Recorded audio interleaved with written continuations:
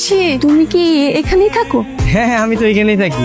কি খুঁজছো? আসলে এই রুমের দরজা নাই তো, তাই ভাবছিলাম যে পর্দার সামনে চেয়ারটা রাখলে কেউ যাতে না ঢুকে। এই রুমের দরজা নাই, তুমি আমাকে এই রুমে নিয়ে আসছো বাসর করার জন্য? এই ডোন্ট টাচ মি, ভুলেও আমাকে টাচ করার কোনো চেষ্টা করবে না।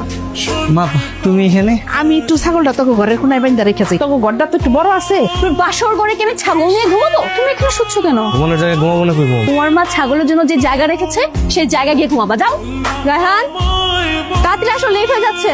সি সি সি সি বোমা, তুমি এসব কি কাপড় চাপড় কিনছো? কালকে মাত্র তোমার বিয়ে হয়েছে, আর এখনই তুমি এইসব কাপড় কিনছো? এখানে থাকতে হলে শাড়ি পরে থাকতে হইব।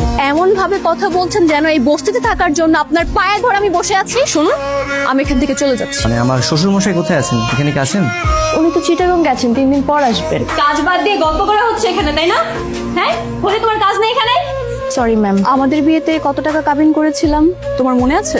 10 লাখ টাকা। আমি তোমাকে বিয়ের আগে বলেছিলাম যে বিয়ের পর আমি আমার বাবার বাড়িতে থাকবো, কিন্তু তুমি তোমার মার কথা শুনে আমাকে এখন পর্যন্ত সেই বস্তিতে রেখেছো। তুমি কি বলতে চাচ্ছ? তোমার জন্য আমার মাকে আমি ফেলে দিব? আমার মা কষ্ট করে এতদিন আমাকে বড় করেছে, আর গতকালকে তোমাকে বিয়ে করে আজকে আমার মাকে ফেলে আমি তোমার সাথে চলে যাবো? বাহ বাহ বাহ।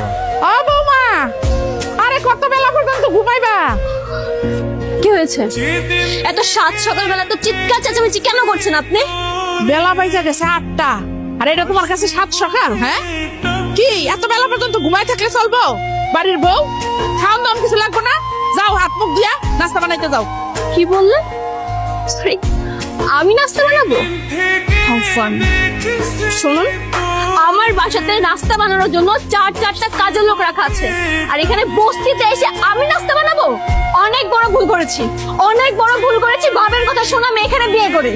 কেন যে আমি এখানে বিয়ে করতে গেলাম? আমার জীবনটা একদম পুরো শেষ হয়ে যাচ্ছে। তুমি থাকো তোমার মাকে নিয়ে। দাঁড়াও দাঁড়াও। শোনো পাখিটা আমার, প্লিজ রাগ করো না তো। শোনো, আমি তো খুব কৌশল করে রায়হান আর রেখার বিয়ে দিয়েছি, যাতে করে কোনো টাকা পয়সা খরচ না হয়। এই জন্যই তো কাউকে কিচ্ছু বলিনি। নাও। চৌধুরী সাহেব, বাহ, আমাকে ফুসলে ফাসলে বিয়ে দিয়ে এখন তুমি অন্য মেয়ের সাথে এখানে বসে বসে ফুর্তি করছো? না না না মা, তুই আমার কথা তো শোন মা। একদম চুপ। তোমার মতো নোংরা মানুষের মুখে মা ডাক একদমই মানায় না। কি ব্যাপার, এত স্ট্রং মেয়েও কান্না করে? আমার সব শেষ হয়ে গেছে রায়হান।